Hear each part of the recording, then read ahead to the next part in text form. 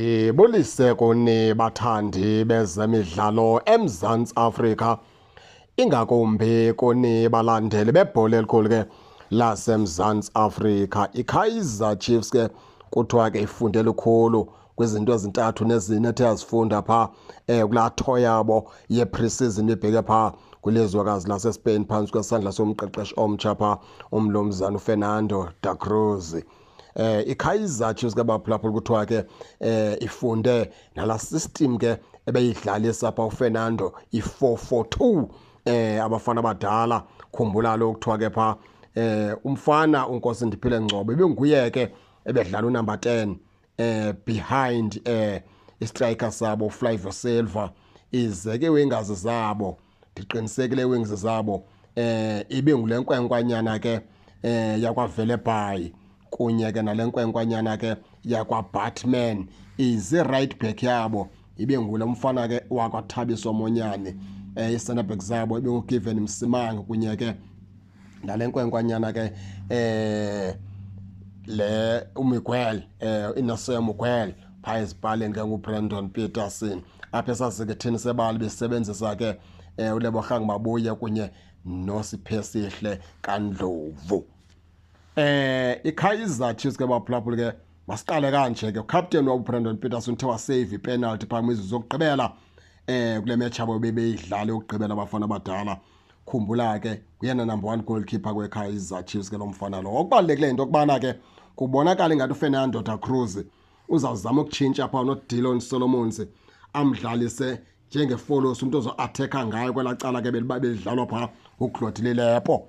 Kuthiwa nakule match ke bedlala phambi komonyane phaa le nkwenkwanyana ke yakwaSolomons. Siyayazi into yokubana ke laa position Solomons oku-attacker beke wayidlala umfana omdala ethanda ukuyidlaliswa noko ayimbhidi kakhulu xa benomqhelisa. Kodwa ke asazi phofu ke i-right back zikhona masingathi asazi ukhona uFrozler ukhona phaa uThabiso Monyane bangamthatha umfana lo kaSolomons ke ba-athekhe ngaye xa kucaba ke akekho umuntu ozovala laa ndawo kaClaude Lilepo.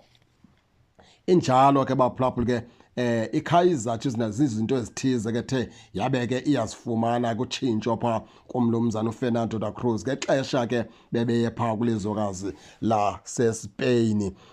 Sizawuthi sathi ukuqwalasela ke thina ngendlela okwenzeka ngakhona njengoba uNkosi Ndiphile Ngcobo bedlala as number 10 masithi ke beyi-playmaker edlala behind i-strikers ezeKaizer Chiefs behind le nkwenkwanyana ke yakwa Flavio Silva. Ngendlela thina ke sibona ngayo sisake siqwalasele apha ngecawe siqwalasele kwiimetshi zokuqala ke zesizini lokubana kahle kahle iKaizer Chiefs number 10 wayo izoba ngubani na, ngoba unumber 10 mele ke beyiplayer noko ethande ubana sekhono esiphezulu enelihlelo obukhali enepace engalovila ekwazi ukupasa ekwazi ukora ekwazi uattacker ekwaziyo ukufunda igame.